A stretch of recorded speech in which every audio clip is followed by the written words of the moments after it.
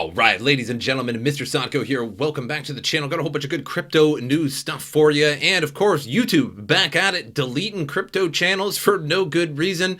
But before we get into the main source of the day, I just want to say that I'm going to be live streaming tomorrow, July 30th at 5 p.m. Eastern Time. The premise of the live stream is going to be shill me your altcoins. I know everybody loves to do that, so come on in, shill me the latest, greatest, or hilarious altcoins that you happen to come across. I'm going to take that video, turn it into a top 5 altcoin video on Monday, so I might take your altcoin and put it into a top 5 altcoins that I happen to see over the course of my live stream on Friday. So it should be a pretty good time. So I check out your altcoin, I look up the fundamentals, sometimes go to the site, laugh about it, yada yada. It's gonna be a great time. Either way, YouTube back at it. BitBoy crypto channel deleted by YouTube with no reason given again. I'm actually reading this from bitboycrypto.com, which is probably the first and only time I'll ever do this. But YouTube removed the BitBoy crypto channel without giving a reason and only offering the ability to appeal. And we have applied for an appeal, but we can use your help to kindly tell all at Team YouTube on Twitter to unsuspend the BitBoy crypto YouTube channel. Tell Team YouTube that you want to see the channel back so we can continue to deliver invaluable crypto educational content. Well, that's up to everybody else to decide, but I don't like the fact that YouTube is still going around deleting random YouTube channels. Fortunately, my channel has never been deleted or messed with by YouTube, probably because I'm shadow banned and my videos get like 400 views. But hey, at least I'm not getting deleted, I suppose. But not a fan at all. I think YouTube needs a little bit more transparency with this. Like, what is causing this? Did he upload something that triggered some kind of algorithm? Are they trying to combat the free ETH and Bitcoin giveaway live streams? And if you happen to word your title or description or something in some way, shape, or form, and they just straight up delete your channel, is it that a bunch of people are sort of attacking BitBoy Crypto or various other YouTubers that they may not like a video that they put out or something like that, so they get a bunch of people to all report the channel at once? Is it some kind of attack like that? It would be really nice for YouTube to come out and say, okay, this is the reason why we banned the channels, or your channel got 100 reports on it and that's why we banned it, but now taking a look at it, we appealed it and we gave you your channel back. It was all false.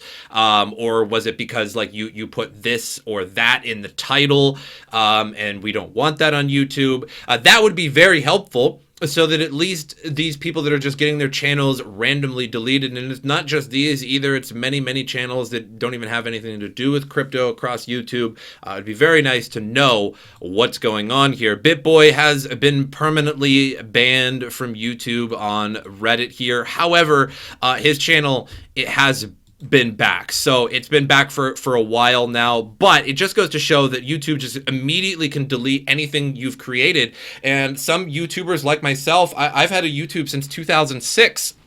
Now my videos don't go all the way back to 2006, but that's when I created my account, and I have a lot of videos on there from very long time ago. I mean, nobody watches them or anything, but I keep them on there because it's sort of like the beginning of my channel, etc., or like some old videos that I posted on there, and that could all be gone in an instant just because YouTube decided that it didn't like you or you got reported or something like that. I think it's a trend that must end. Moving on to Bitcoin's hash rate rises after China's miner exodus. So China banned mining and everybody had to leave. So maybe half of them probably sold all of their miners on third-party websites. There's probably some very good deals on GPUs and ASICs right now if you go to third-party websites. Maybe I'll make a video on hunting some of those down in case you guys are interested in buying your own miners. You have to understand that probably half of China, or at least a good percentage of them, decide, you know what, screw it.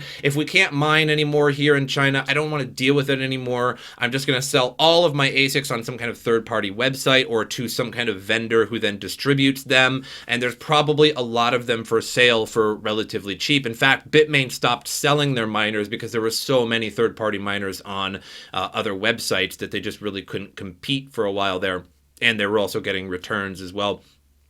And some of them moved to various other countries, and that could have been Kazakhstan, the United States, Canada, et cetera, wherever they could find cheaper electricity. And now it's starting to turn back on. So Bitcoin's global network appears to be recovering from the recent slump caused by China's crackdown on the crypto mining industry. Another good thing about this is that usually price is fairly correlated with hash rate as well. It's not inherently correlated with hash rate, but in general, if the price is increasing, tons of more people are mining. If tons of more people are mining, obviously there's something good going on, and people are hodling and people are mining, and the price is going up. So typically a little bit correlated there. It's arguable, but hash rate and price typically go hand in hand. According to YCharts, the Bitcoin hash rate reached 115 exahash on July 27th, and even though it dropped to 106 exahash the next day, it nonetheless marks an 82.5% increase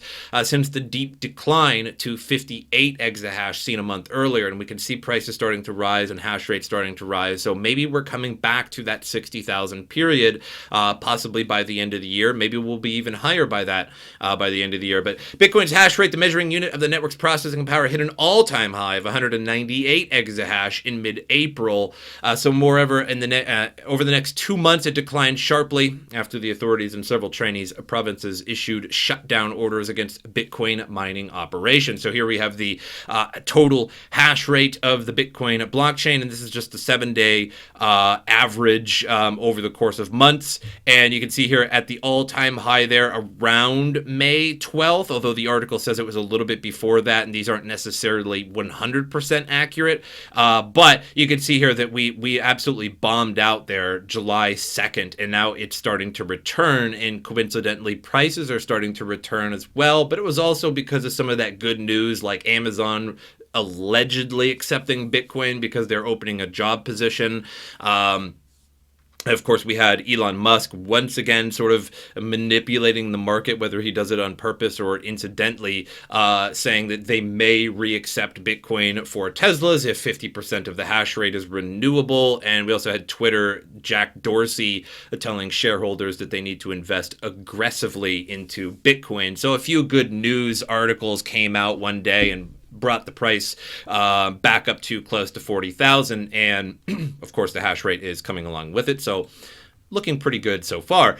Moving on, PayPal to launch crypto super app. What's in it? So PayPal is not my favorite thing when it comes to crypto. Now, when they first came out with crypto on the platform, it rocketed Bitcoin from 10,000 to basically what we've seen at 60,000, among other great news as well with Tesla and MicroStrategy, Grayscale, dramatically increasing their Bitcoin reserves and other crypto. So there was a number of things, but PayPal was sort of the catalyst for a huge bull run that we had up to that 60,000 period. So it's good for the price, but in practicality, I don't care at all for PayPal's Bitcoin service, as it was just use your PayPal bucks to buy Bitcoin. You cannot transfer it off. You cannot transfer it to PayPal. And it was basically just all you can do is hodl it on PayPal. But now they're starting to add a new payment system. And I did say back then, too, that this is probably just their first step when it came to just adding Bitcoin. And I think it was a couple other cryptocurrencies. You couldn't move them off the platform or really do much with them. And I figured that was just their first step to sort of put their feet in the water and sort of get wet in the crypto world, if you will, to see how many people would be interested in it. And then they would slowly add payments over time.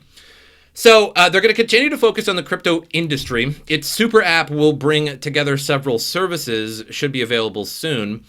Dan Schulman, the company's CEO, shared the news in a meeting with investors today. He announced that the code for the PayPal Super App is ready and that the wallet will be available to the public in the coming months.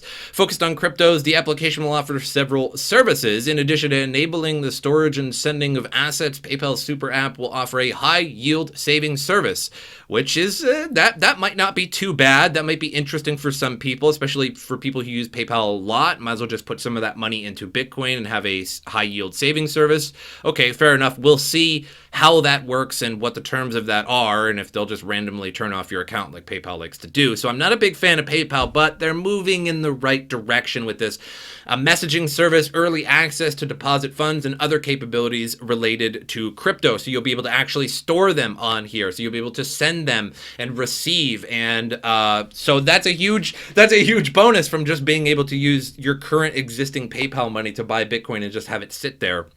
So at the very least, they're starting to come out with an app that will actually be able to use the cryptocurrency a little bit. Still, not your keys, not your crypto. I get it, but at least this is better than just sitting on your PayPal account.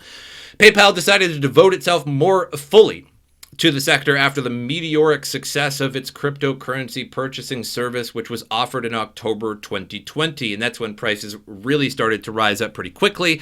And at first they offered only something like $10,000 worth of Bitcoin that you could buy. And within, I think, like a month, they quickly had to increase that to 15 and then 20,000 because by then, Bitcoin actually went over $20,000 after a month or two of the PayPal news coming out. And so then people physically couldn't buy an entirety of Bitcoin with the only $10,000 that you were allowed to purchase it with. So they actually had to raise that. So it was so popular that they did actually have to raise the amount that you could physically buy.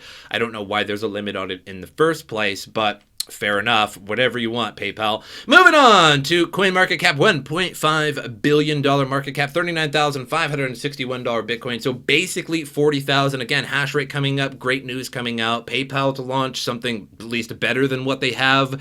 And prices rising, hash rate rising, etc. So 2,300 Ethereum.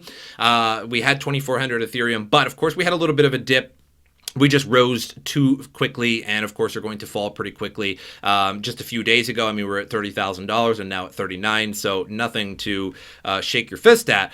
7% gains are still in the 10s or 20% for most currencies. I suspect that to go down here within the next couple of days, very rapido, unless, of course, we continue up in price, because that's just the past 7 days, and it'll look like things are in the red to people at that point, but it's really not, considering just a couple weeks before that, we were at $30,000 or $28,000 Bitcoin, and fearing that we may actually go back to something like closer to $20,000 Bitcoin. So don't let those red numbers fool you. We're way up. That's all I have for you guys. Make sure you like, subscribe, and share the video. That helps me out so much. Live stream tomorrow at 5 p.m. Eastern time. Shill me your altcoins. Go out, do some research, find the good ones, find the funny ones, find the potential good gains, and I'm going to make a video, a top 5 cryptocurrencies altcoin video of your altcoins that you shill to me on Friday,